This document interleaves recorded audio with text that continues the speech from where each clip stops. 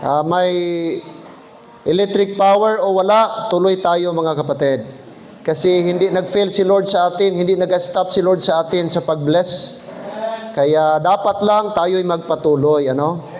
Napakaganda yung song, I'm free. I'm free from the fear of tomorrow. Before we are captive, before we are under bondage, by tradition, by philosophy, okay? By any other teachings, by fear, we are captive, we are under bondage. But thank the Lord, He freed us from all those things. Romans chapter 6 verse 14, for ye are not under the law, but under grace. Are you glad that we are no longer under the law? Kaya kung under the law pa tayo ngayon, di tayo pwede magsimba, walang dalang hayop. Dapat mag-required ba, magdala ka ng hayop para may dugo kay offer dito sa altar. Wala ka na nga pamasahe, hayop pa. Di ba kahirap kaya kung ibalik natin ang Old Testament sa panahon natin ngayon? Kaya praise the Lord because of the blood of Christ. No, na nag-freed sa atin, nag-liberate sa atin, na hindi na tayo mga kapatid obliged na sumunod sa batas. Because Jesus Christ is the end of the law. Amen. Praise the Lord for that. This morning, di tayo magtagal. Kasi po, I believe, nainitan tayong lahat. Kung nainitan kayo dyan, mas lalo akong nainitan kasi wala akong fan dito. At mainit kaya naka-long sleeve. Di ba? Pero gawin natin ito para sa Panginoon. Okay? So, this time, very familiar. At kung tayo po mga kapatid ay studio sa Bible, nag-study sa Bible, at lalo na ngayon na nandito na tayo, sa truth mga kapatid, dapat kabisado natin. If there is one verse na dapat nating ikabisado, i-memorize walang iba, 2 Timothy 2:15. Okay, tayo-tayong lahat please. 2 Timothy 2:15.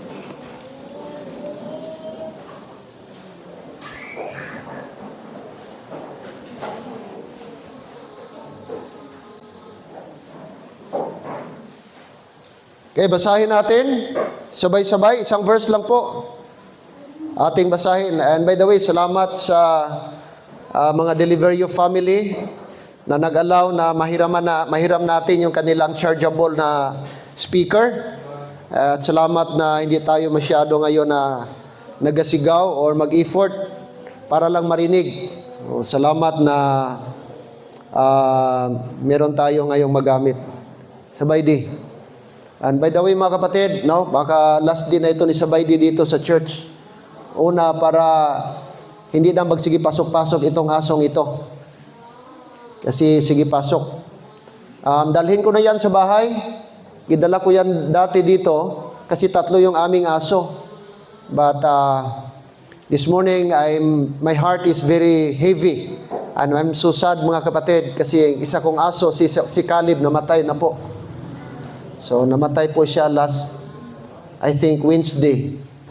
2:00 po ng hapon, kaya mabigat ang puso ko until now kasi maliit pa, dito na sa akin, inalagaan ko, gipakapon ko doon sa provincial veterinary, nagkasakit ng malala, halos hindi na mag-survive. Gipainom ko na lang ng Simbus 5 para mamatay, emergency killing ko sana yon. Kaso nag-survive, giligo ko, hanggang nag-survive, ilang years pa. Pero nung namatay po siya noong Wednesday. Isa na lang yung aso namin, kaya importante yung aso. Ay gabi na kami umuwi sa bahay. So sila lang yung pag-asa ko, Brad, na magbantay sa bahay. Kaya ibalik ko na muna ito sa bahay, ito si Sabaydi. Okay? Alright, let's read please. Okay, ating text. 2 Timothy 2:15, let's read. Ready, go. Study to show thyself approved unto God, a workman that needeth not to be ashamed, rightly dividing the word of truth. Amen. Okay, let's pray. Gracious and kind Lord, we thank you for this morning. We thank you that we have the privilege to study, to listen to the preaching of your word. I pray, Lord, that you would speak to us and that your word also, Lord, would minister upon our hearts and minds. Be with us, Father. I pray that our learning, our study is continuous. I know that, Lord, to study, it is a life of diligence. It is a lifelong commitment. Okay? And that, Lord, that means we need to be diligent. We need to make every effort. We need to pursue with discipline so that, Lord, we will become approved unto God. And this requires time in the Word of God. We will not be just casual in our studying Thy Word. If there is one thing that we need to be studious, if there is one thing that we need to be familiar and disciplined and committed, that is to study Your Word. And because there are a lot of advantages when we study the Word of God. We will not be deceived, misled by false teaching. Kaya today, I pray, Lord, at may Your Word would remind us and would encourage us to study more, Lord God. Thank you, Lord, because we will not asking for the approval of men, but when we study the Word, we will become approved unto Your sight. And this we ask and pray in Christ's name. Amen and amen. Thank you, and you may be seated. Our topic, our message this morning is about approve unto God. Approve unto God. Here in our text, study to show thyself. Alright? So Paul writes to Timothy, a young minister, urging him to focus on one thing. Sinulat itong book na ito ni Apostle Paul para kay Timothy. At sinabihan po ni Paul si Timothy, Timothy, study. Kasi bata pa si Timothy. At maraming advantage kung mag-study si Timothy kasi sharp ang kanyang mind. At marami pa siyang ma-learn. Kaya sabi ni Paul kay Timothy, Timothy, study. And when you study, the Bible says, to show thyself approved. Notice the word. At kanino tayo maging approved when we study the Word of God? Approved unto God. Amen? Approve unto God. So, this morning, okay, ating makita dito na gi-encourage, gi-urge ni Paul si Timothy. And he said, no, to focus on one thing, and that is God's approval, not man. So our focus, when we study the Bible, to become approved unto God, not to become approved unto man or to someone else. Okay? Into this world, people chase approval from friends, approval from society, approval from social media. Hindi dapat doon ang ating approval. Ang ating approval, it should be from the Lord. From the Lord. Now, few things that we need to study this morning in order for us to become approved unto God. Approved unto God. There are 4 things we need to do in order for us to become approved unto God. Are you there, amen? Now, first thing is verse 15. Verse 15. Andiyan lang yung ating ngayon. Ating message, andiyan lang po sa isang verse. Study to show thyself approved unto God, a workman that needeth not to be ashamed, rightly dividing the word of truth. So first thing is that in order for us to become approved unto God, there must be dividing. There must be dividing. Rightly dividing. Amen? So ang Bible, hindi natin i-divide from wrong to right. From error to right. No, because the Bible, we believe that the Bible is accurate, precise, and perfect. Amen? There is no error in the Bible. The problem, if we don't divide the Bible, we might be speculate that there is error because there is some contradiction in the Bible. But actually, when in fact, mga kapatid, there is no contradiction in the Bible. All we need to do is to put in a proper place. All that is written in the Bible is truths. That's why we need to place it, we need to put it in a proper place. Otherwise, it could be a misplaced truth. Alright? That's why we apply, when we study the Bible, mga kapatid, in proper approach to study and understand the Bible, we need to apply the rightly dividing. Without rightly dividing, mga kapatid, the result would be contradiction, the result would be confusion. You might say, oh, there is an error in the Bible. You become a corrector of the Bible. You become a critic of the Bible. When in fact, there is no error in the Bible. Kaya mga kapatid, kailangan po tayo ng tinatawag, thank you Sir GM, kailangan natin i-apply yung tinatawag rightly dividing. Para hindi tayo magkamali, mga kapatid. Now take note, there are 3 groups in the Bible, mga kapatid, nag-i-address the Lord sa kanyang sulat.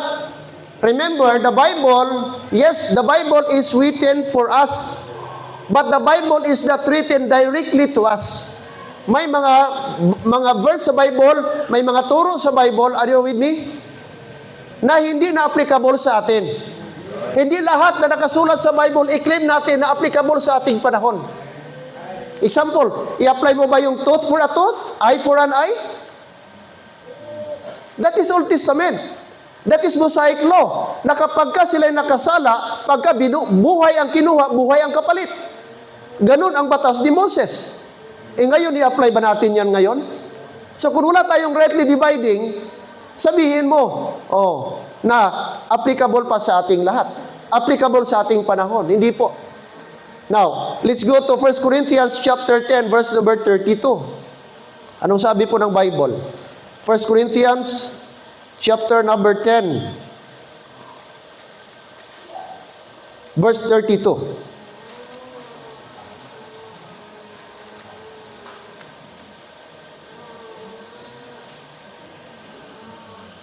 All right. Look at verse 32. Can we read verse 32? Okay? Tandaan nyo po ito. Importante ito. Dapat malaman ninyo. At pwede nyo itong gamitin, i-share sa mga ibang tao, even mga pastors. Ready, go. Give none offense, neither to the Jews, nor to the Gentiles, nor to the church of God. So may 3 grupo dito na sinulatan, sinabi ni Paul, give none offense. At sino po sila? Jew, mga Hudyo, that refers to Israel. Pangalawa, sino? Mga Gentile, mga non-Jewish people. Kasama tayo doon. At ang pangatlo, ito yung the church, na wala na pong identity. Ang tawag sa kanila is the new creature. Sa church po, wala na pong Hudyo o Gentile. Ang tawag sa kanila is the new creature. At itong 3 ito, sinulatan ito ng Diyos. Okay, kaya dapat alam natin saan yung para sa Jew, saan yung para sa Gentile, at saan yung instruction na para sa Church of God. Amen. Okay? Pag hindi natin alam, ang resulta, pag halu-haluin natin ang Bible, i-mix natin ang Bible. Pag wala tayong rightly dividing. Kaya napakahalaga po, sa pag-study ng Bible, mag-apply tayo ng rightly dividing. Kasi sa rightly dividing, take note, there are 2 programs in the Bible. The prophetic program or prophecy program, and the second thing, the mystery program, which is for us, intended for us today. Okay? That is our program. Na if you don't know what program na nabilong ka, mga kapatid, yun ang problema. Magkaroon tayo ng confusion, magkaroon tayo ng mix-up teaching. Kaya dapat alam natin yung 2 program. Okay? And then what else? No? Kapatid, alam natin ano ba yung under the law and under the grace. So ngayon, may maraming mga churches ngayon nag-mix. Ang law, gi-apply pa sa panahon ngayon during the under the grace. Tapos ibalik naman ang grace, ibalik naman doon, mga kapatid, later on sa before the cross. Kaya dapat magkaroon tayo ng rightly dividing in order for us to become approved unto God. Hello, amen? You want to become approved unto God? Amen. We need to have a proper approach in studying the Bible. And there is only one way in proper approach, perfect approach in the Bible, and that is to rightly divide the word of truth. So atin lang po, mga kapatid, ang Bible parang puzzle. Hindi mo yan ma-solve pag hindi mo sundin ang pattern. So may pattern po yan. Nakaisa na yan. Diyan na yan. Pag nakuha mo yon, madali na lang. Pag nakuha mo yung mga shapes niya, yung placement niya, kung saan siya dapat nakalagay, ang puzzle, di mo yan ma-form pag hindi mo sundin ang pattern. Yes or no? The same din sa Bible. Kung hindi natin sundin ang pattern, how to study the Bible, which is the rightly dividing the word of truth, mga kapatid, we can never come to the, mga kapatid, to the point na ma-understand natin ang Bible. And you would come to the conclusion that there is an error, there is a contradiction pag wala po, mga kapatid, hindi natin i-apply ang rightly dividing. Kaya praise the Lord na dumating po sa atin ang truth na ito. Okay? Naturuan tayo ng rightly dividing the word of truth. But very sad, when you stand for the truth, mga kapatid, people will what? Oppose you, against you, even humiliate you. And they would accuse you na wrong teaching. No, sorry, no? Napakasakit, napakasad. Kung saan pa yung truth, yun pang sabihin nilang mali. Kung saan pa yung madali maintindihan ng Bible, yun pang sabihin nila maling approach. Pero sa atin na nakaintindi, mga kapatid, ma-appreciate mo. The more mo ma-appreciate ang Word of God. Okay? Kung mag-study tayo ng Bible at gamitin natin ang rightly dividing, mga kapatid. Amen. Kaya, sige lang, when you stand for the truth, okay? Sabi nga, magiging enemy ka ng marami. Magiging kalaban kanila. Pero dapat mag-stand tayo sa truth. Huwag tayong matakot. Huwag tayong magpadala. Huwag tayong magpa-intimidate. Kasi truth is truth. Kahit ikaw lang isa, Brad, kahit ilang milyon pa yan, hindi matabunan ang truth. Okay? It doesn't mean kay majority naniniwala dito, truth na. No, kahit isa lang, magkapatid, kahit even wala pang maniwala sa truth, the truth will remain. Amen. The truth will remain. Kaya, okay? At tayo, especially sa inyo, kaya mag-study kayo ng Bible. Kasi pag alam na yung preacher, sinong preacher man dito, pastor dito na mag-preach, alam mo na yung applicable na mga verses, mga teaching para sa atin. Okay? Alam mo na kahit anong sabihin, para bang kakain ka ng isda, alam mo na kung ano yung tinik, alangan kainin mo yon. Ano yung applicable para sa atin? Siyempre, meron pa yan sila, tradition pa yan sila, di natin ma-blame. Blind pa yan sila, wala silang rightly dividing. Kaya akala nila, yung Old Testament, before the cross, the teaching, akala nila, ganun pa rin sa atin. Applicable pa rin sa atin. So dapat, kaya kung wala kang knowledge sa Bible, wala kang knowledge sa rightly dividing, ma-confuse ka. Bakit si Pastor Leonard, iba yung sinabi niya? Bakit yung may speaker na nagwali? Bakit iba yung sinasabi? Wala kang kasi study.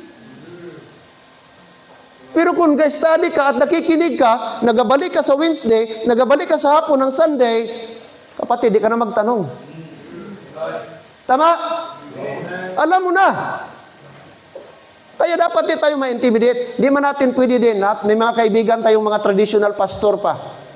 Di man din natin sabihin na dahil traditional sila ba, dili pa sila rightly dividing, i-block na natin, i-limit na natin, di na natin sila ipa-share sa pulpit natin. No? Kasi paano natin sila mawin kung magawa tayo ng division? Paano natin sila mawin kung hindi natin magawa tayo ng kapatid ng barrier? Kaya kaibigan pa rin. At i-pray nyo, dahan-dahan, magkaroon tayo ng chance, masiran sila. Lalo na ang proper gospel. Oh. Kaya sa inyo, kitayong lahat, mag-study tayo. Para anumang sabihin dito, di ka na ma-confuse. Alam mo na, yan. Alam na namin yan. Oh. Kahit dyan sa upuan, alam namin yan. Yan, hindi na yan applicable. Because under the grace na tayo. Amen? Oh. Kaya, mas lamang tayo pag may alam tayo. Kasi kahit saan ka nga church mapunta, alam mo yung truth mo, alam mo yung belief mo, alam mo yung conviction mo na ito, ang mga verses, ito yung teaching na para sa ating panahon. In order for us to become approved unto God, the first thing, mga kapatid, there must be dividing. Anong i-divide natin? The word of truth.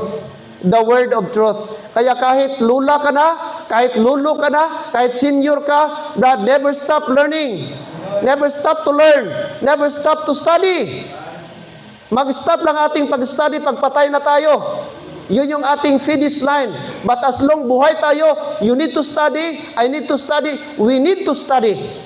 Oh, dapat lahat tayo, able tayo, makasagot tayo, kahit sa basic lang. Oh, tandaan natin, may verses para sa Gentiles, may verses para sa Jew or Israel, and there is command, instruction only for the church of God. Okay? Hindi lang iisang tao ang sinabihan sa Bible. And take note, we are no longer under the law, but under grace. And take note, there is no contradiction in the Bible. All we need to do is to put them in a proper place kung saan sila napabilang. At wag nating i-claim ang sulat na hindi para sa atin. Okay? Number two, look at verse number 19. According to verse 19. Let's go back to our text. Okay, 2 Timothy chapter number 2, verse number 19. Look at verse 19.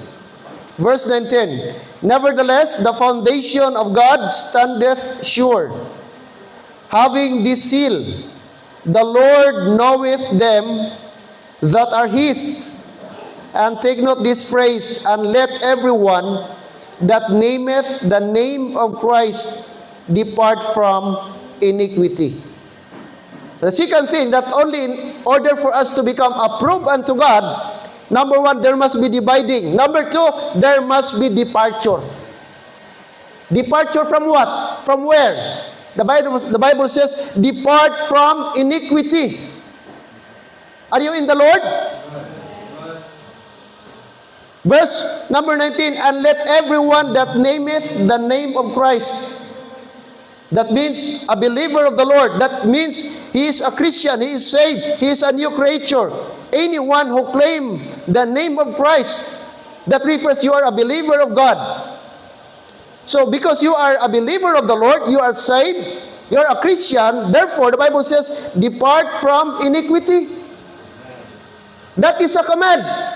Christians, we were commanded to depart from iniquity. That means we need to separate. We will separate from the world. Why? Because the world is so wicked. The world is so filthy. The world is so evil. Look around you.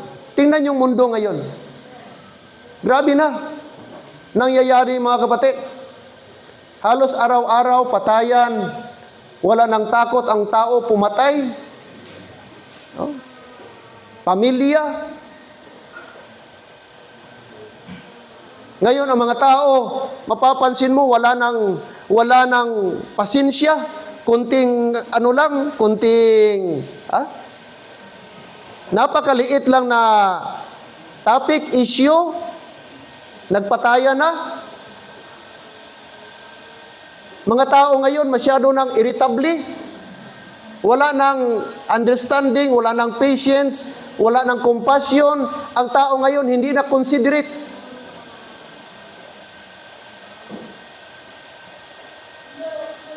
Hello, diyan ba tayo? Kahit magkapamilya. Di mo na makita ang love, di mo na makita ang harmony.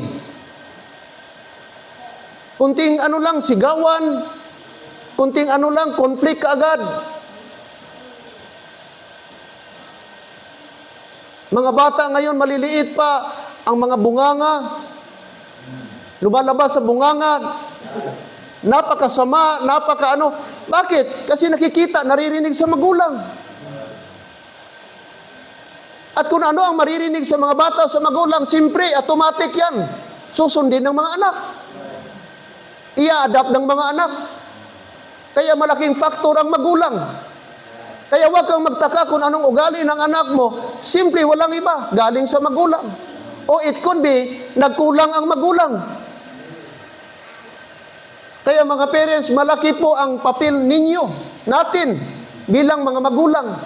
Huwag tayong dapat mag-stop na magturo, magdisiplina, mag-correct sa ating mga anak. Now take note, majority sa kanilang oras, nasa labas. Monday to Saturday. Ang iba, Monday to Sunday, kahit Sunday, mayroong klase. Oh, ilan yung oras pag-uwi nila sa bahay, tapos di mo pa kausapin. Ang influence nila sa labas, grabe.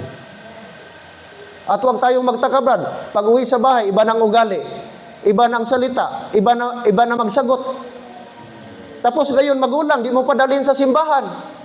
May problema ka na, nahirapan ka. Kaya dapat magpursigi ka, dalhin mong anak mo sa simbahan, sapagkat ang simbahan katuwang mo sa pagpalaki ng anak at pagdisiplina ng anak mo.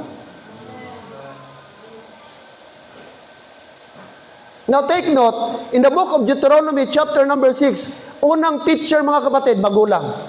Thou shalt teach thy children diligently when thou walkest, when thou risest in the morning. Sabi niya, pagising pa lang, habang naglalakad, habang lumalakad, nakaupo siya, when thou sittest, teach the children. So wala pang school, wala pang eskwelahan, dapat ang unang teacher, ang unang classroom, dapat ang ating tahanan.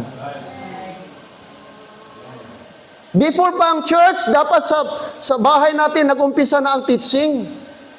Hindi mahirapan ang mga teacher, hindi mahirapan ang simbahan, kung doon pa lang sa bahay, sa mga tahanan, may proper foundation na ang mga anak natin. Ang eskwelahan, ang church, supplemental lang dapat, alalay lang. Huwag niyong iasa sa ibang tao ang pagturo ng inyong mga anak. Amen, Christians?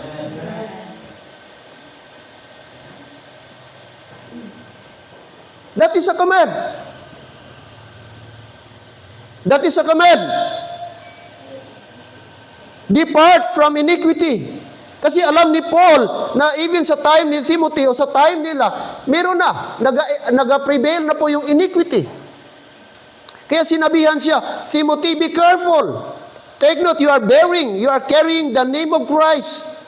And because you are carrying the name of Christ, you ought to behave properly. And you have to depart from any form of iniquity. Ikaw ay lalayo. Mag-ingat ka. Ganon din po sa atin. The same command sa atin.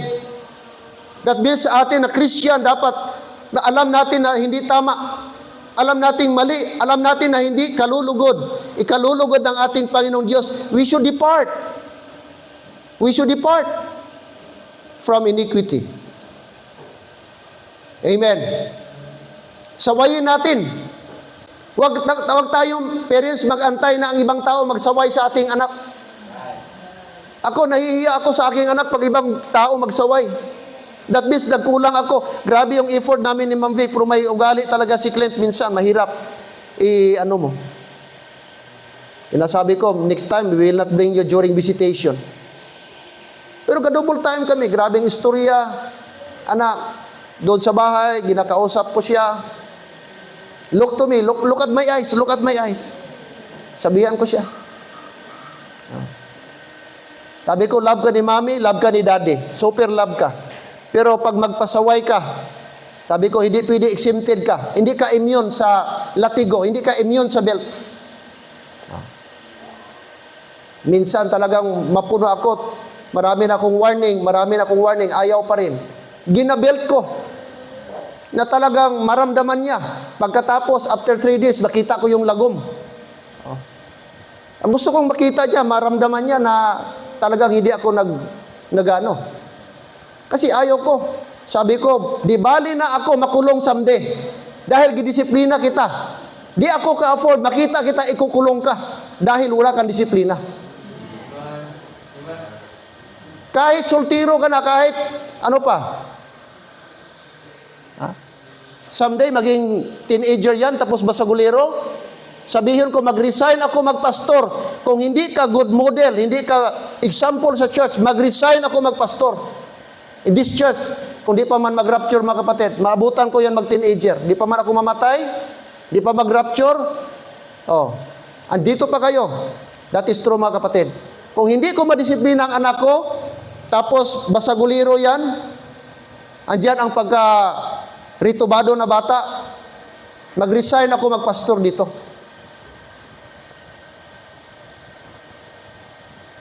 Kaya mahirap magpastor, anak mo hindi example. Anong pulos ko magtudlo sa inyo, magturo sa inyo, pero anak ko mismo di ko maturuan. Hindi ako katulad sa ibang pastor na kahit anak nila nagalasing, nagainom, Clint, stop running.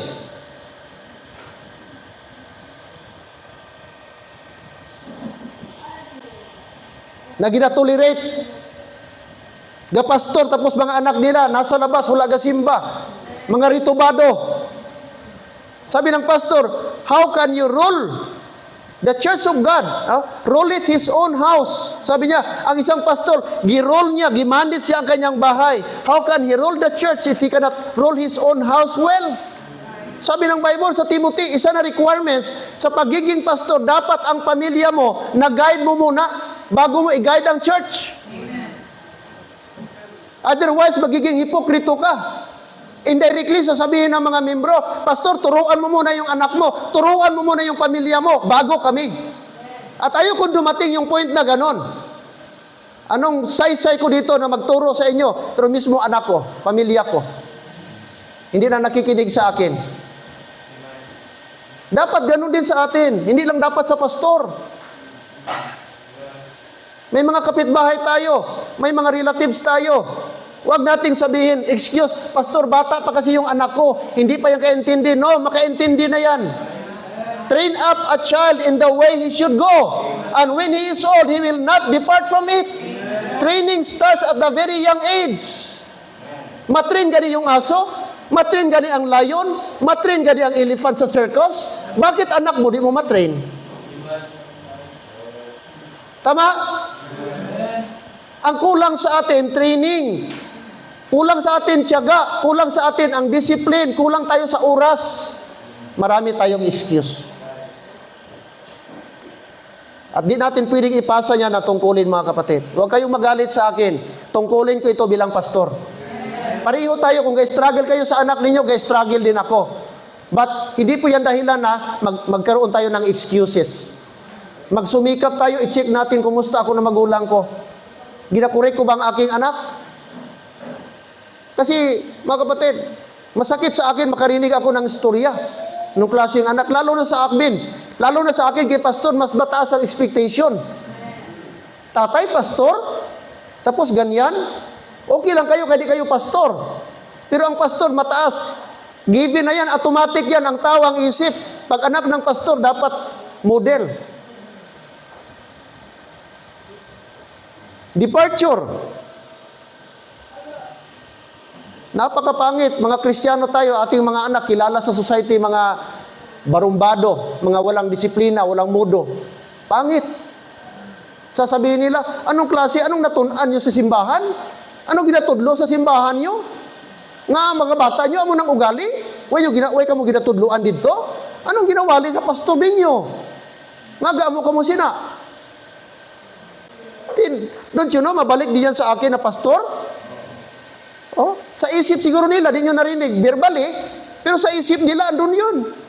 Anong klaseng simbahan? Anong teaching nila, dira? Inapabayaan lang sila? Bakit wala silang mga, okay lang sa ila? Hindi. Kaya nga ang purpose, kasimba tayo para maturuan tayo. Makorek tayo. Kung anong dapat nating ikorek natin. Huwag tayong magalit kung masabihan tayo. Sa halip magpasalamat tayo, kaya ginakorek tayo. At nasa Bible po yan. Oh? Si Paul, sinabi niya kay Timothy, Timothy, mag-ingat ka. Depart from iniquity. Dapat tayo magulang, maglagay tayo ng boundary. Mag-set ka ng boundary sa anak mo. Ito hindi pwede, ito lang ang pwede. Kasi pag wala kang boundary, akala nila lahat pwede. At ang tao, by nature, gusto niya nga siya matuman. Hindi siya pagbawalan. Amo na ang tao. Kahit nga may bawal na, ang tao, ritubado pa rin, gusto pa rin sundin. Lalo na pag hindi ka maglagay ng boundary, na hindi yan pwede. Anak, pwede ka maglabas, pero dapat ganitong oras, dapat makauwi ka na. Lumaki kami sa ganon. Mga ate ko lumaki sa ganon. O sige, pwede kayo magsama sa pinsan ninyo. O sige, pero dapat ganitong oras, nakauwi na kayo. Kaya kung hindi, wala nang paalam next time. Wala nang, di na pwede lumabas next time. Kaya nga mga ate ko, praise the Lord sa tatlo. Nakasal sila ng tama, nagkarelasyon ng tama, walang nabuntisan sa kanila. Praise the Lord. Glory to God. Lahat mga kapatid. Bakit? Nakasunod sa boundary ng magulang. Kaya kung pagustuhan mo mga kapatid, before you know it, wala na. It's too late. Ganun din sa atin, Christian life, meron tayong boundary. Kaya meron tayong Bible na siya magsasabi sa atin ano ang dapat at hindi dapat. Amen po ba? You want to become approved unto God? What's number 1? There must be dividing. Number 2, there must be departure. From where? From iniquity. And third one, there must be develop. Develop natin. What is that? Close open parenthesis, service. Look at verse number 21. Chapter 2 pa rin tayo, verse 21. The Bible says, If a man therefore purge himself from this, plural, from this, he shall be a vessel unto honor, sanctified, and met for the master's use, and prepared unto every, what? Good work. So may qualification mga kapatid. Ang Diyos, kung gusto daw natin maging fit for master's use, met for the master's use, dapat tayo maging vessel of unto honor and sanctified para magamit tayo ng Diyos. In Bible times, importante po yung vessel. Yung mga vessel yan, parang mga banga. Something na made of wood, made of clay, made of stone, or whatever. Marami yan, iba-iba. At yung ano na yan, bago yan gamitin yung vessel na yan, ginagamit po nila yung vessel, number 1, storage sa food. Yun yung lalagyan nila ng pagkain. Pangalawa, yung ibang vessel, lalagyan nila, storage nila sa tubig. Yung iba namang vessel, storage nila sa mga grains. Grains ba? Yung mais, wheat, or barley, o ano pa yung mga peas, yung mga, ano ba yung pea? Yung mga binhi nila, Brad ba? Oh, sa kanilang mga crops nung una, yun yung storage nila. Ang lalagyan nila, vessel. Pwede tubig, lagyan nila ng tubig. Storage nila ng pagkain. Sabi na Paul, ginamit po niya mga kapatid dito, ang illustration ng isang vessel. Are you there? If a man therefore, look at verse 21, purge himself from this. Dapat malinis, naka-purge, may cleansing. He shall be a vessel. Pag na-purge na siya, nalinisan na siya, sabi ni Paul, he shall be a vessel unto honor, sanctified and met for the master's use, and prepared unto every good work. So mayroon pong process na dapat nating daanan. And that speaks our service. Dapat i-develop natin ang ating service. Dapat met tayo for God's service. Kung gusto natin magamit sa Panginoon, mga kapatid. Amen? Hindi pwede tayo mag-serve na hindi tayo met for the master's use. Dapat ating buhay nag-reflect sa karakter ng ating Panginoon. If there is one thing na dapat natin i-develop, that is our service. Kaya sabi ni Apostle Paul, I beseech you therefore, brethren, by the mercies of God, Romans chapter 12 verse 1, that ye what? Present your what? Bodies. Bodies plural. Bodies. Okay? Holy, acceptable unto God. A living sacrifice. Holy, acceptable unto God. Present your bodies. Present your bodies. Kaya huwag tayo dapat maging tamad sa paglilingkod sa Panginoon. Huwag tayong maging tamad magpunta ng church. Huwag tayong maging tamad sa gawain ng Diyos. Hello? Brown out man. Maraming mga tao ngayon, i-reason nila, brown out kasi pastor. O labas muna kami. Sa pagkaalam ko, parang whole Coronadal ang brownout. Tama ba?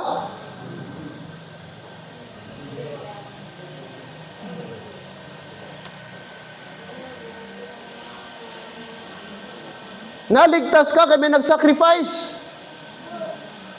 Isipin mo ano ka bigat ang gigawa ni Jesus Christ para tayo maligtas.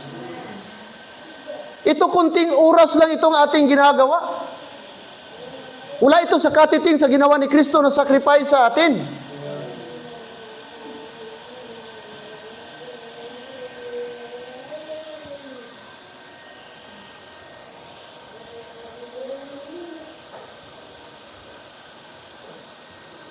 Tanong, approve kaya ang ating service kay Lord? Makonsider kayang approve tayo? Makonsider kayang excellent ang ating service kay Lord?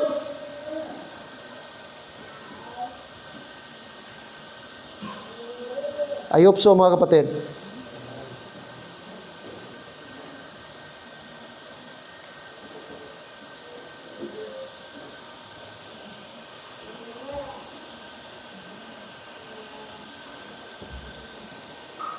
(22 and 23). Number 4.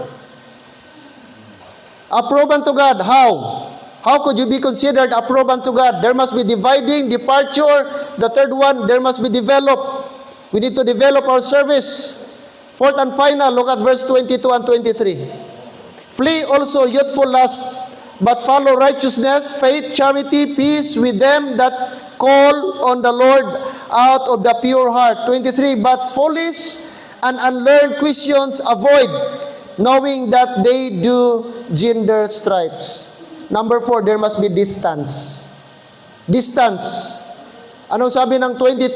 Flee also youthful lust.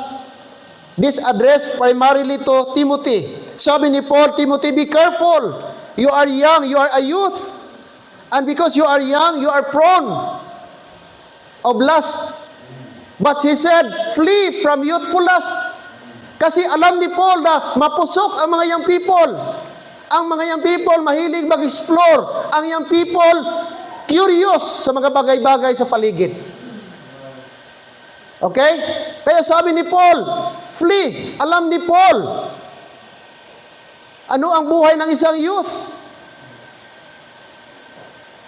Very sad, marami ng young people ngayon. Parents, by the way, yung mga anak ninyo, ingatan nyo, bantayan ninyo, i-check ninyo always, lalo yung mga lalaki, na mga teenager.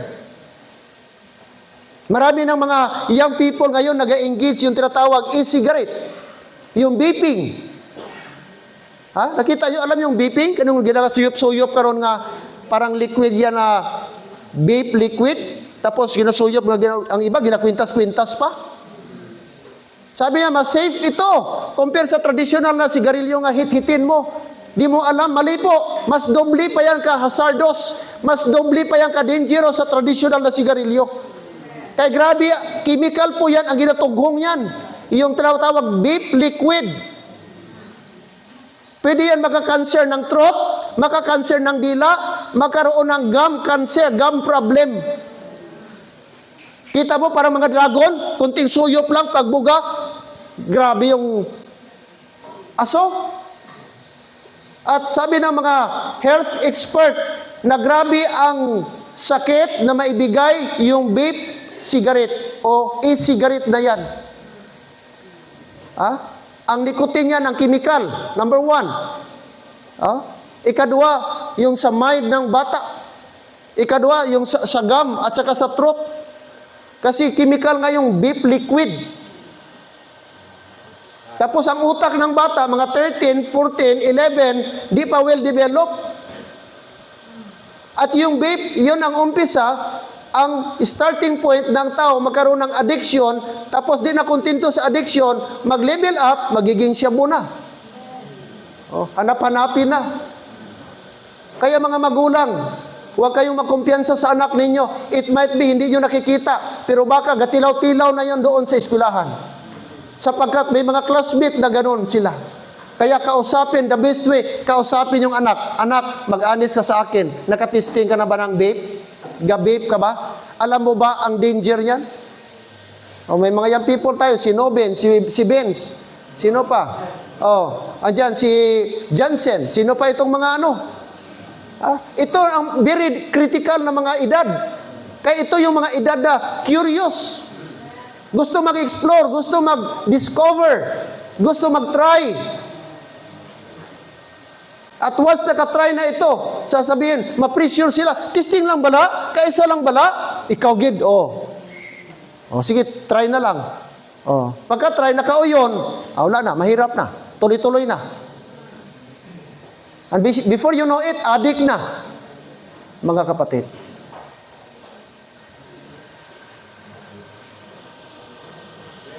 Hello? Yun ang young people. Nature ng young people. Kaya malaki ang papel ng ang magulang. Kausapin nyo na gusto ko mag-honest ka lang. Di ako magalit.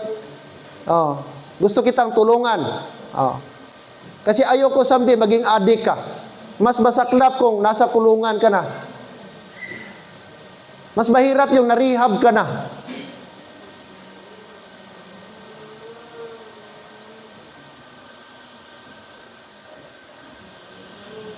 Flee also youthful lust.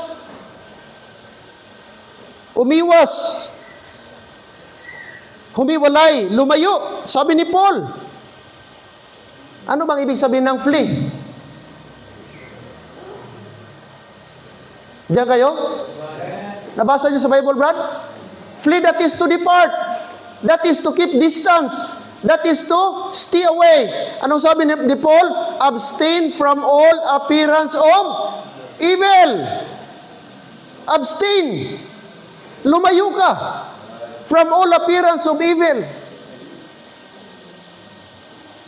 Saan nagsimula ba yung mga chain smoker? Sa tilaw-tilaw mo lang yan. At bibihira lang yung tao, Brad, na naging addict na nakawala. Mostly sa mga tao, Brad, na nagtikim ng isang bagay, hanggang namatay, Brad, forever na nila. Sinama nila. Kaya huwag ka nang mag-explore, huwag ka nang mag-experience.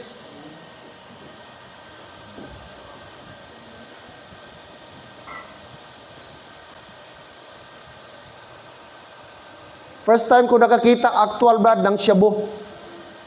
Nakita ko lang sa TV, sa mga pelikula, mga ganun nung una. Pero curious ako, pagpunta ko sa Suko, sa PNP Suko, pag Bible study ko, merong isang room doon ng laboratory. Naging close ko yung chemist nila. In fact, nakasimba dito one time. Sabi ko, Sir John, ano gidang purma ng shabu? Ano yung itsura niyan? Never pa ako nakakita sa actual ba? Ito, pastoro. So wala pala siyang kaibahan sa tawas, yung crystallized na tawas. Yung bato, similar talaga. Ganon siya, crystallized siya, parang clear siya. Ito, pastor, ang 5 grams. Ito, pag gusto mo ito budgetin, 5 grams, maliit lang palang 5 grams. Pwede mo itong hatiin. Pero grabe na ang tama nito, pastor. Ito ang 5 grams. Tapos 500 grams. Ang 500 grams, mabigat na yan, marami na. At ano na yan? Di ka na tawag user. Pag nakuhaan ka ng 5 grams, automatic pusher ka na. Yung mga 5 grams, user pa lang yan. Makonsider ka user, gatikim ka lang. Pero pag nakumpiskit sa posisyon mo, andyan sa posisyon mo, pag kilo, 500 grams. Wala na. Pusher ka na. Tapos wala kang bail.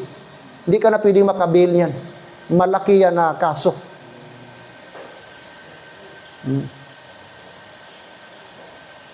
Mga kapatid. Kaya tayo mga magulang, nasa atin po yung responsibilidad. Flee also youthful lust. Diyan pa kayo, 22. But, ang sabi ni Paul? But, ano dapat sundin natin? But, follow righteousness. What is that? Faith, charity, peace with them that call on the Lord out of a pure heart. We need to flee. Dapat umalis tayo, lumayo tayo sa youthful lust. Pero sabi ni Paul, meron tayong dapat i-follow. Flee, then follow. Sabi niya, follow righteousness. What is that? What is that? Ano yung dapat nating i-follow? That is faith, that is charity, that is peace with them that call on the Lord out of a pure heart. That's the first thing na dapat tayo mag-distance, mga kapatid. That's the first thing. Pangalawa, na dapat tayo mag-distance. Look at verse 24 or 23. But foolish, and what's next?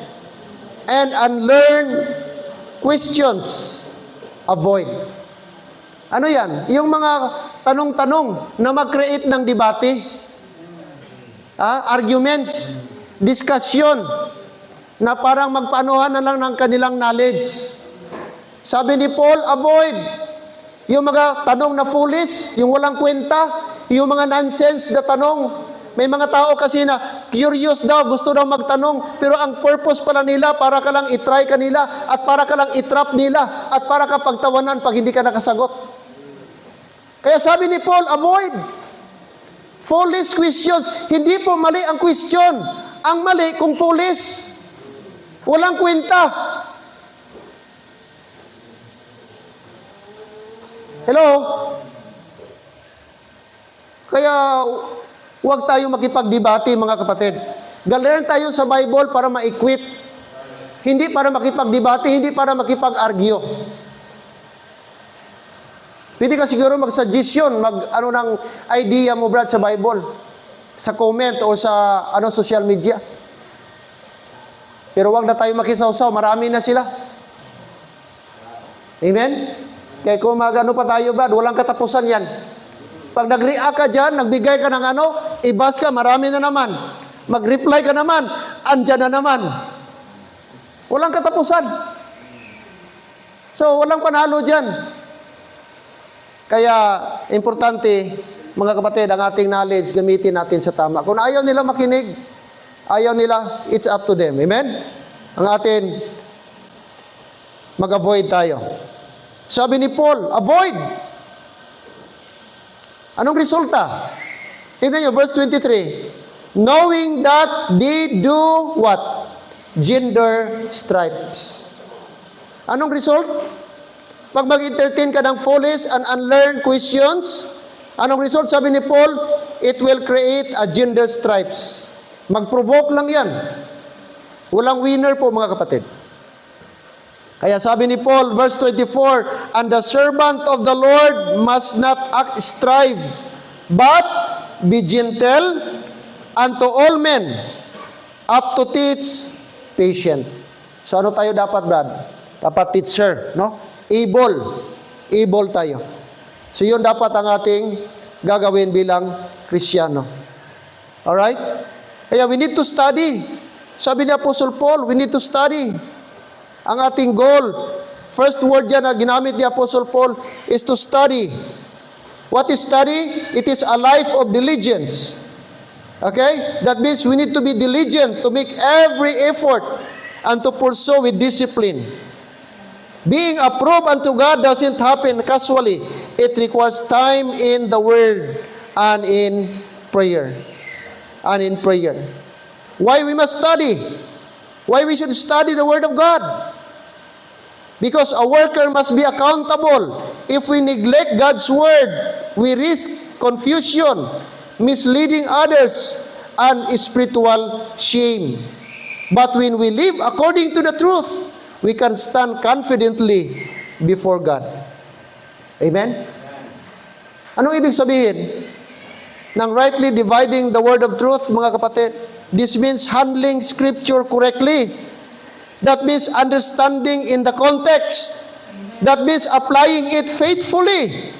Many errors in life come from misinterpreting Scripture, ignoring parts of God's Word, and God calls us to accuracy and integrity with His truth. Before I close, mga kapatid, why God's approval matters? Approve unto God. Why God's approval matters? One day we will stand before God. Amen? All of us, we will stand one day before God, not people. And the Bible says God sees the heart. God judges righteously. And God rewards faithfulness. living for His approval leads to peace, confidence, and eternal rewards. Kaya mga kapatid, we need to be studious in the Word of God. Huwag tayong maging tamad. No? Study tayo. Not for the approval of men, but He said, approve unto God. Napakaganda sa isang Kristiyano, mga kapatid, na tayo po ay saturated ang ating mind with the Word of God. Grounded tayo with the truth. Kaya ang ating theme sa ating church anniversary coming, growing in grace, grounded in truth. No, habang nag-grow tayo in grace, dapat grounded din tayo sa truth. Yun ang dapat ang buhay Kristiyano.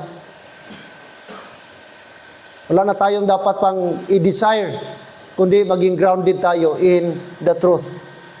So that kung wala mang ibang simbahan na nag-practice ng rightly dividing, pwede ka magsimula. Saan ka man dalhin ng Panginoon, pwede ikaw ang mag-propagate. Oh. Kasi pag ikaw na Kristiyano, Brad, grounded ka na sa truth, hindi ka na satisfied sa mga traditional na teaching. Alam mo na kung ano ang proper. Hindi ka na ma-feed. Kaya gahanap ka ng sakto, yung pure Word of God. Oh. Yun ang ano mga kapatid, sa tao na grounded in the truth na, nagalong pa siya. Hindi siya satisfied. Gusto siya nga more pa. At excited siya na mag-learn pa. Hindi na siya kontento, mga kapatid, na feeding lang sa pulpit, kundi nag-feed siya sa sarili din niya. Church, ito lang yung ating pinaka-greatest na maiharap natin sa Panginoon during the judgment seat of Christ. Yung ating pagiging studious sa Kanyang salita. At the end of the day, mga kapatid, yan ang mag-matter. Hindi kung anong napundar mo dito sa mundo, kundi paano mo ginugol ang oras mo, panahon mo, sa pag-learn ng Kanyang salita. Like I said, look around, mga kapatid. Anong nangyayari na sa mundo ngayon? Masyadong magulo na. At kung titingnan mo ang mga nangyayari ngayon, pag mag-study ka sa Bible, masabi mo talaga na little by little ang prophecy natutupad na. Hindi aksidente ngayon na may gera. Hindi aksidente ngayon nga, bakit ganito ang sitwasyon natin? It has prophesied in the Bible. At kung wala kang knowledge sa Bible, masabi mo, grabe na ba?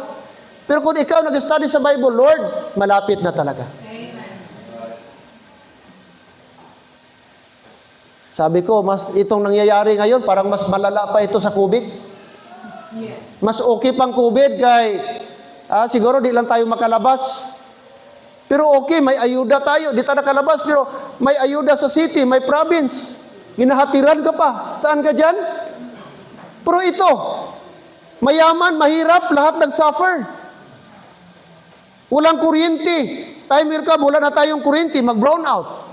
Paano yan? May projection na pag naglala itong gera na ito, time will come, maka-experience tayo ng 3 months na walang kuryente. Kasi may mga planta na kailangan ng diesel, ginapaandar ng diesel. Paano sila mag-operate? Yung sa Batulas nga, wala nag-operate yan. Yung may gigawang planta yan before. Katagal na. O sa atin, saan tayo nagakuha ng supply? Maria Cristina Falls. Pero time will come, pag sobrang init, wala na rin yan na supply. Kulang na rin yan. O so walang kuryente. Mag-ano ng generator. Paano mo paandarin ang generator kung wala namang diesel? O kaya ng solar ang KCC. Pati yung mga mall, magsara yan. Time will come, magsarado yung mga di na kaya. Kung wala ng diesel, wala ng sasakyan, wala ng mga delivery ng pagkain, wala na lahat. Paano na? Grabe na. Imaginin mo, ano na lang ang buhay. Ngayon, grabe na. Magkano ang per liter ng diesel? 102. Nung una, pinakamababa, diesel. Pero ngayon, pinakataas, diesel. Imagine mo? Grabe, di ba kaya? Sabi ko, paano na lang? Kung mag 3 months ito. Sino na lang kayo makasimba? Yung malalayo, ano na sakyan? Dapat madaling araw, maglakad na kayo. Mga taga Barrio Otso. Taga Banga, Brad. Alas 5 pa lang, amat-amat na kamo, dala exercise. Lapit man lang na, mga usa ka oras, di maguro ka abtan, isa ka oras, ilnonok. Sister Susan, matamat na. Bakal ka mo bike, samtang may bike pa. Mahal man. Mas mahal man po kung kabayo. Amon siguro, kaya pa namon lakton. Dili lang kami mag-agi-agi sa kilid. Lakat-lakat kami 3. Di ba? Ano na? Di nyo ba napansin yan? Ang mga negosyo, ano na lang? Sino pang magbili? Sino pang customer? Nga lahat nagahirap. Of course, ang tao, priority pagkain. Hello? So sana mga kapatid, lawakan natin ang isip natin na itong nangyayari na ito, nag-remind ito sa ating lahat. Na ang ating focus dapat, ang ating goal, ang ating hindi para sa sarili, kundi para sa Panginoon. Any moment from now, pwede tayo makarinig ng sound of the trumpet. Ang tanong, saved ka ba? Sigurado ka na ba ligtas ka? Sigurado ka ba makasama ka sa rapture? Visitor, I hope, mga bisita, I hope naintindihan mo ang gisir sa iyo na gospel. Wala iba kaming goal, kundi para mabahagian ka ng kaligtasan before it's too late. May proposal ngayon si Bill Gates na lahat na tao lagyan ng QR code. Kaya may coming daw na magrabi pa na pandemic. So yung nakalipas natin sa atong previous natin na pandemic, gi-practice tayo ng QR code. Kailangan ka may QR code, may access ka. Pero mga kapatid, ngayon hindi na. Ilagay na sa kamay ang QR code. Dito na. Actually, ang number of the beast, hindi man talaga visible makita. Hindi makita sa tao na, may marka ka na. Hindi. Malaman mo lang pag mag-transact ka na. Pag i-barcode ka na, i-thermal ka na, doon ka na. Pagpasok mo sa mall, ganun na. Swipe na lang. QR code na. So sisitan ngayon, gina-practice tayo QR code. Pagdating sa real, di na tayo manibago. Kaya bakit? Gidahan-dahan na sa atin. Ganon si Satan. But praise God mga kapatid, bago si Antichrist, may rapture muna. Okay? We believe, di na tayo makaabot niyan. No? Sabi ko, mag-rapture, amen? Amen? Praise the Lord. Bakit tayo manghinayang? Ang daming problema sa mundo. Importante, ligtas tayo mga kapatid. If you want to become approved unto God, there must be dividing. There must be, number 2, departure. There must be develop. And there must be distance. Flee from youthful lust. No? Magdistansya tayo and follow righteousness. Amen. Tayo tumayo. Let's bow our head. Gracious, loving, eternal Father, we thank you, Lord. This morning, thank you for the short message that you have allowed us to hear, reminding us, Lord, that our ultimate goal is for the approval of God, not the approval of men. And thank you, Lord, we can be approved unto you by rightly dividing the word of truth. And thank you, Lord, that this happened to us. This blessing comes to us, and we enjoy right now. People may interpret about it. People may, Lord, nabigyan nila ng meaning that this is a cultic teaching, this is a cultic doctrine. But we know, Lord, that that is not true. Thank you that this blessed truth came to us. I pray, Lord, for the members of this church, that we need to strive more, we need to do more. Lord, especially right now na andito na sa amin ang truth. Dapat huwag kaming mahiya, huwag kaming matakot, kahit pastor, sabihin namin, ano bang pagkaunawa mo sa 2 Timothy 2:15? Paano ba natin ma-apply yung rightly dividing the word of truth? Naniniwala ka ba na mayroong gospel of the grace of God? Naniniwala ka ba na may ibang gospel? Naniniwala ka ba na hindi lang isang gospel sa Bible? So Lord, marami pang mga truths na pwede namin i-share sa mga tao, even mga pastors ngayon, na mali ang kanilang gospel na pinaniniwalaan. Kaya Lord, I pray sa mga members, Wala akong pinaka-desire, Lord, na kundi sana lahat mapananay, tatay, kahit may edad na, young people pa, mag-strive kami, Lord, nga maging familiar kami, maging grounded and settled kami in the truth, lalo na sa mga fundamental teaching in the Bible, na hindi na kami mamislead, hindi kami ma-deceive kung ano ang under the law at ano ang under the grace. Kasi meron na pong, Lord, division in the Bible, before the cross and after the cross. And we know that the teachings intended for us are those teachings under Lord, or after the cross, and especially, mainly, the teaching of Apostle Paul. Thank you, Father, that we have the gospel of the grace of God. That, Lord, all we need to do is to trust and believe what Christ has done on the cross of Calvary. So simple, Lord. Kaya, this morning, I pray, help us, Lord, to become approved unto you. We will not seek approval from people. We will not seek approval from social media. We will not seek approval from the community.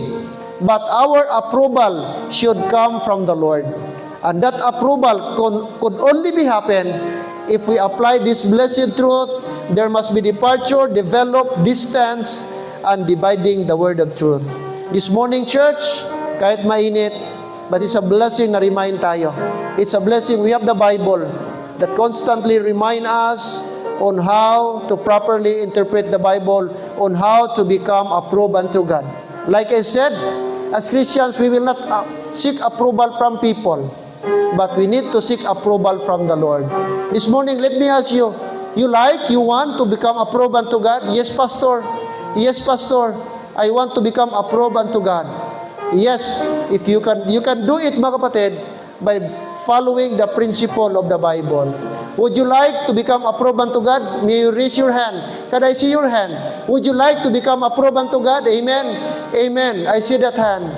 And church, brethren in the Lord, it could only be happen if we put our trust, if we put our faith in the Lord. And we can come to the altar ngayong umaga. If you want to become approved unto God, Pastor, please pray for me. Yes, we can be approved unto God by practicing the rightly dividing the word of God. By practicing, we need to depart. The Bible says, let everyone that nameth the name of Christ depart from iniquity. And you come to the altar and say, Pastor, please pray for me. Yes, I'm happy, I'm pleased to pray for you. And we can come together in this altar. Parents, you can come. You can pray for your children. You can pray for your kids. You can come, ask God's wisdom. You cannot do it by yourself. You cannot do it by your own might. You need the help of God. You need the power of God. You need the strength of God. Ang sanlibutan ngayon, grabe ang hatak sa ating mga young people. At kung wala tayong influence sa kanila, kung wala tayong gabay galing sa Panginoon, kapatid, napakahirap po ang ating mga anak. Kaya, pag-pray natin, ilapit natin sa Panginoon, Pastor, please pray for me. Ako mismo, I'm not exempted. Okay? I'm praying for my son. I'm praying for Clint. Na sana maging behave siya. I'm praying for him na maintindihan niya ano ang atmosphere dito sa church. That the church is not a playground. This is a holy place. This is a sacred place na dapat malaman nila. This is a place of worship. We need to pray for our children. Amen.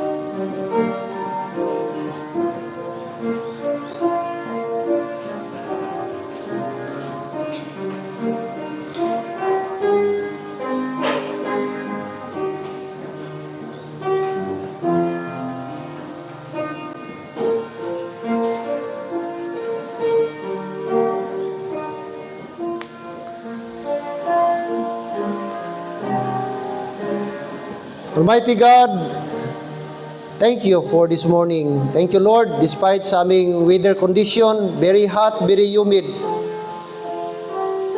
But thank you, Lord, that we have this message, we have this reminder, we have this challenge, that, Lord, as Christians, our goal is the approval of God. We don't care if you are not approved of people around us. But Lord, our approval should come from the Lord. And thank you, Father, this morning. Is my prayer na ito po ay mag-tulong sa amin, mag-reinforce sa amin, mag-motivate sa amin. That, Lord, there are things that we should refrain from. There are things we should stay away. We need to keep distance for us to be able to become a vessel unto honor. I pray for our parents, I pray for our fathers, mothers, grandfathers, grandmothers, Lord. Sila din po ay magiging good example sa mga younger generation. And also we pray for those who are not around. Again, si Nanay Juanita, si Naisi, Lord, Koros family, hoping na this afternoon maka-church sila. Even si Ate Erlinda and some of our members. We pray for the quick healing and recovery of Sister Kim. And Lord, we will be missing her for a few months. And maybe after 2 months, after 3 months. But we pray for your healing and mercy, Panginoon. Ibigay niyo po sa kanya, makarecover siya soon. Sana gumaling kaagad ang kanyang sugat sa kanyang cesarean section. And tulungan niyo si Brother RR na mag-assist, magtulong, mag-alalay sa kanyang wife at sa kanilang newborn baby. And thank you for this morning, Lord. Please bring us back this afternoon. And Lord, please comfort us. And we are hopeful whatever happens sa aming mundo, sa aming economy. We know for sure, Lord, you are still in control. We know that you hold our future. We may not know what will ahead of us, what lies ahead of us. But Lord, we know that your children is under your control. That's why all we need to do is to trust, keep trusting you, keep praying, and Lord, doing what the Lord says, doing what is your will. Kasi any moment from now, Lord, we might be able to experience the rapture. And it's my prayer na sana, Lord, lahat kami ligtas. Sana hindi lang kami dito magkasama. I hope after this life, I hope magkita-kita kami, Panginoon. Doon po sa glory na iyong i-prepare sa amin. Thank you that beyond this struggle, beyond this life, there is a glorious day. There is a brighter day that you prepared for us. A place, a better place, a far better place than this place. That nothing could ever compare to the glorious, Lord, that glory place that you prepared for us. There will be no more death, no more sickness, no more pain, no more struggle in life, because we have the Savior, our Creator, our Redeemer, the Lord Jesus Christ. And that is one thing that we need to look for. The far city, the city, Lord, beyond this life, nagigawa niyo po para sa amin. Thank you, Lord. We pray for Brother Jobin, some of our members, our men who are not around, Brother Michael Macapagal. I pray this afternoon, remind them, meron kaming bisitang pastor. Hopefully, ma-enjoy namin ang mga message. And hopefully, Lord, we could have the exact time na ma-restore po yung aming electric power by 5 o'clock. Thank you, Father. We love you. We thank you. We give you back the glory, thanksgiving, and adoration. In Christ's name we pray. Amen and amen. Amen? Andiyan pa tayo?